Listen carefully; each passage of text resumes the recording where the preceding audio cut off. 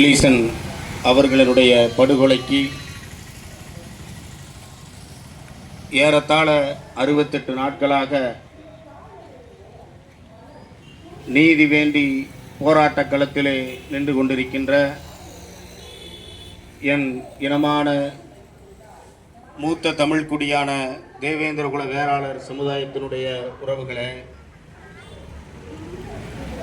இந்த போராட்டத்திற்கு வருகை சிறப்பித்துக் கொண்டிருக்கின்ற ஏனைய தோழமை இயக்க நண்பர்களே, உங்கள் அனைவருக்கும் வணக்கத்தினை நான் தெரிவித்துக் கொள்கின்றேன். இந்த போராட்டம் என்பது ஏறத்தாழ 68 நாட்களாக நடந்து கொண்டிருக்கிறது. இதற்கு முன்பாக ஆட்சி அதிகாரத்திலே அமர்ந்து கொண்டு இந்த சமூகத்தின் மீது திட்டமிட்டு தொடர்ந்து வன்முறையை ஏவிக்கொண்டு இந்த சமூகத்துக்கு எதிரான ஒரு ஆட்சி திராவிட முன்னேற்ற கழகத்தினுடைய ஆட்சி நடந்தது. அந்த காலகட்டத்திலே தான் ஆகாஷ் டெலிசனை காவல்துறை விசாரணைக்கு அழைத்து சென்று கண்மூடித்தனமாக தாக்கி அவர் உடலிலே 28 இடத்திலே காயத்தை ஏற்படுத்தி அந்த படுகொலையை மறைப்பதற்காக ஏதோ விசாரணையில் இருந்து தப்பித்து சென்று கீழே விழுந்து விட்டார், மூச்சு திணறலிலே அவரை மருத்துவமனையிலே அனுமதித்திருக்கிறோம், சிகிச்சை பலன் என்று இறந்து விட்டார் என்று கட்டுக்கதையை தீட்டிய காவல்துறையினுடைய முகத்திரையை கிழிக்கும் விதமாக, இந்த உண்மையை வெளிக்கொண்டு விதமாக தொடர்ந்து சம்பந்தப்பட்ட காவல்துறை மீது நடவடிக்கை எடுக்க வேண்டும் என்று சொல்லி நம்மளுடைய சமுதாய மக்கள் எல்லாம் அன்றைய சாலை மறியல் பெரிய அளவிலே நடந்தது. இங்கே மானாமதுரையில் நடந்தது, மதுரையிலே நடந்தது. அதோடு மட்டுமல்லாமல் நீதிமன்றம் வரையை சென்று இது ஆகாஷ் மூச்சு திணறலில் இறக்கப்படவில்லை, அவரை அடித்துக் கொண்டிருக்கிறார்கள், இந்த வழக்கை கொலை வழக்காக பதிவு செய்ய வேண்டும் என்று சொல்லி விசாரணை செய்து மாண்புமிகு நீதியரசர் அவர்கள் இந்த வழக்கை கொலை வழக்காக பதிவு செய்ய உத்தரவிட்டிருக்கிறார். அதன் அடிப்படையிலே கொலை வழக்காக பதிவு செய்திருக்கிறார்கள். கொலை வழக்காக பதிவு செய்தார்கள் என்று சொன்னமானால் கொலை செய்தது யார்? யாருடைய கட்டுப்பாட்டிலே ஆகாஷை அழைத்து சென்றார்கள்? யார் விசாரணைக்கு அழைத்து சென்றார்கள்? காவல்துறை தானே அழைத்து சென்றார்கள். அங்கே இருக்கின்ற காவல் ஆய்வாளர் தானே அழைத்து சென்றார், உதவி ஆய்வாளர் தானே அழைத்து சென்றார், அவர்களுடைய காவலர்கள் தானே அழைத்து சென்றார். ஆக சிபிசிஐடி விசாரணைக்கு மாத்திட்டோம். சரி, அது ஒரு பக்கம் இருக்கட்டும். ஒரு சாதாரண கேஸுக்கே தேவேந்திரகுல வேளாளர் சமுதாய மக்களை தேடி தேடி அந்த இடத்திலே இருந்திருக்க மாட்டான், தேடி தேடி அவனை கைது செய்வது மட்டுமல்லாமல் சம்பந்தமில்லாதவர்களை எல்லாம் கைது செய்கின்ற இந்த காவல்துறை, அந்த அரசு திட்டமிட்டே ஆகாஷை அடித்து காயத்தை ஏற்படுத்தி படுகொலை செய்த காவலர்களை திமுக அரசு காப்பாற்றியது, தன்னுடைய அதிகாரத்தை பயன்படுத்தி காப்பாற்றியது. ஆனால் தற்பொழுது புதிய அரசு ஒன்று உருவாயிருக்கிறது. இந்த புதிய அரசை நடிகரும் டிவிகே தலைவருமான விஜய் அவர்கள் இப்பொழுது முதல்வராக இருக்கிறார். அவர் ஆட்சி பீடத்திலே அமர்ந்த போது அவர் சபதம் ஏற்றது என்ன சொன்னார்? சட்டம் ஒழுங்கு இந்த ஆட்சிகளே சிறப்பாக இருக்கணும், தவறு யார் செய்தாலும் நான் விடமாட்டேன் என்று சொல்லியிருக்கிறார். சாமானிய மக்களுக்கான அரசு என்று சொல்லியிருக்கிறார். இங்கே அதிகாரத்தை பயன்படுத்தி யாரும் தவறு செய்ய முடியாது என்று சொல்லியிருக்கிறார். நாங்களும் நம்புகிறோம், உங்களை நாங்களும் நம்புகிறோம். ஆனால் 2 மாதமாக ஆகாஷனுடைய படுகொலைக்கு நாங்கள் போராடி கொண்டிருக்கிறோம். டிவிகே தலைவர் ஒரு கண்டன அறிக்கை கூட கொடுக்கல. அஜித் குமார் மரணத்திற்கு டிவிகே தலைவர் விஜய் அவர்கள் போனார், அவர்களுக்கு ஆறுதல் சொன்னார். இதே போன்று எத்தனையோ படுகொலைகளுக்கு அவர் ஆறுதல் சொல்லியிருக்கிறார். ஆனால் ஆகாஷனுடைய படுகொலைக்கு இப்ப முதல்வர் ஆயிட்டீங்க, ஆனால் இதற்கு முன்பு கூட அவர் ஒரு கண்டனம் கூட தெரிவிக்கவில்லை, ஒரு ஆறுதல் கூட தெரிவிக்கவில்லை என்று சொன்னமானால் அரசியல் அனாதையாக கிடக்கின்ற இந்த சமூகம் என்பதை நாம் புரிந்து கொள்ள வேண்டும்.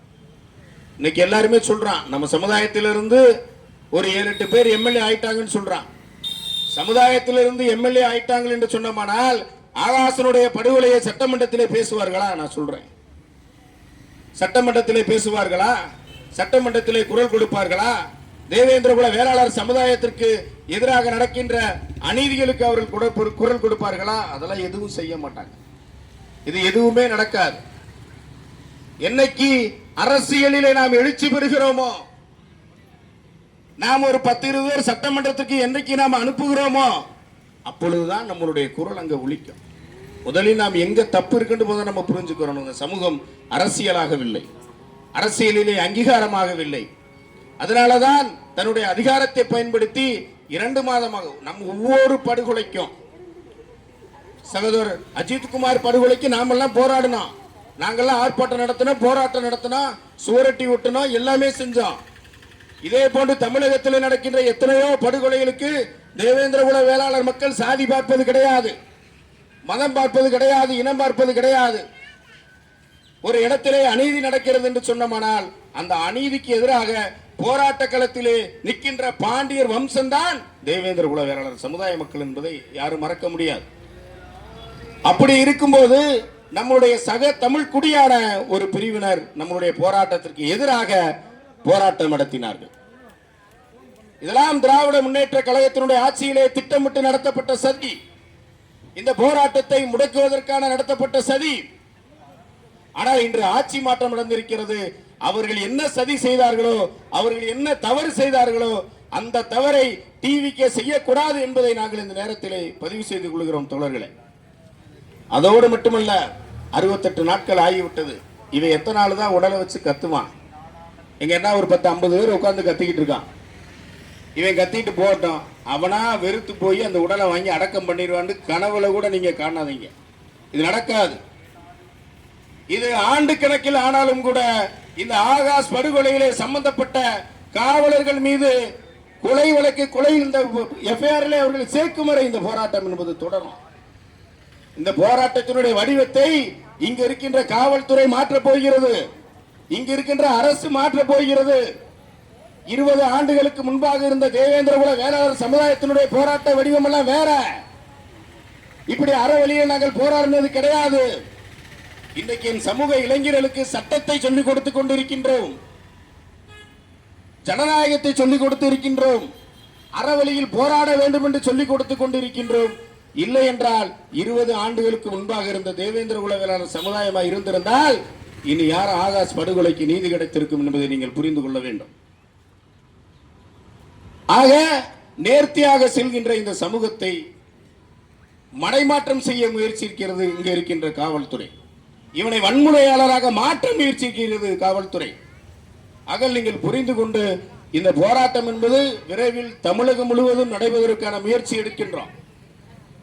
இங்க எங்களுடைய மாநில இளைஞரணி செயலாளர் சதீஷ் கூட சொல்லியிருக்கார், மதுரையிலே ஒரு போராட்டம் விரைவிலே நடத்துவதாக.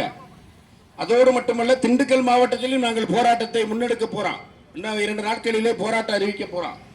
இதே போன்று தமிழகம் முழுவதும் இன்றைக்கு பல லட்சம் பேர்களை கொண்ட தேவேந்திரகுல வேளாளர் சமுதாய மக்கள் இன்னைக்கு பாருங்க, இந்த பகுதியில் நம்ம ஒரு 5000 பேர் இருப்போமா? குறைந்தது 5000 பேர் இருப்போம். இன்னைக்கு இந்த 5000 பேருங்களுக்குள்ள ஒன்று திரண்டாம் நிலை என்ன? அங்க இருக்கின்ற காவல்துறை, உளவுத்துறை யோசிப்பார்கள்ல, அது நடக்கும்ல, நாம் நினைப்பது நடக்கும்ல. அப்ப நம்மளிடம் அரசியலிலும் கிடையாது, நம் சட்டமன்ற உறுப்பினர் கிடையாது, பாராளுமன்ற உறுப்பினர் கிடையாது, அமைச்சர் கிடையாது. அதே போன்று மக்கள் சக்தி இருந்தும் இந்த போராட்டத்தை திரட்ட முடியாத சமூகமாக நீ இருக்கிறீங்க. இதுதான் விஷயம். ஒற்றுமை இல்லை நம்மளிடம். ஆக நாம் அமைப்பாக திரள வேண்டும், சமூகமாக திரள வேண்டும். அப்பொழுதுதான் இந்த போராட்ட வடிவம் என்பது வெற்றி பெறும். உளவுத்துறைக்கு நாங்கள் எச்சரிக்கின்றோம். ஏதோ கத்துகிறோம், முடித்து செல்கிறார்கள் என்று நீங்க நினைக்க வேண்டாம். இந்த போராட்டம் இதே மானாமதுரையிலே அனைத்து தலைவர்கள் அழைத்து 5000 10,000 பேரை திரட்டி மிகப்பெரிய ஒரு போராட்டத்தை நடத்துவதற்கு தேவேந்திரகுல வேளாளர் சமுதாய மக்கள் நாங்கள் முன்னெடுப்போம். இப்ப நாங்கள் அறவழியில போராடி கொண்டிருக்கின்றோம், ஜனநாயக வழியில போராடி கொண்டிருக்கின்றோம். இன்னும் குறுகிய நாட்களிலே ஆகாஷ் படுகொலைக்கு நீதி கிடைக்கவில்லை என்று சொன்னோமானால் நிச்சயமாக எங்களுடைய போராட்ட வடிவத்தை மாற்றுகின்ற நிலையை இங்கு இருக்கின்ற டிவிக்கு அரசு உருவாக்க வேண்டாம். உங்களை நம்புகின்றோம். நீங்கள் புதிய அரசை உருவாக்கி இருக்கிறீர்கள், ஒரு மாற்றத்தை கொடுப்பீர்கள் என்று நம்புகின்றோம். இந்த மக்களுக்கு நீதி கிடைக்க வேண்டும் என்று நம்புகின்றோம். இந்த நம்பிக்கையை நீங்கள் வீணடித்து விட வேண்டாம்.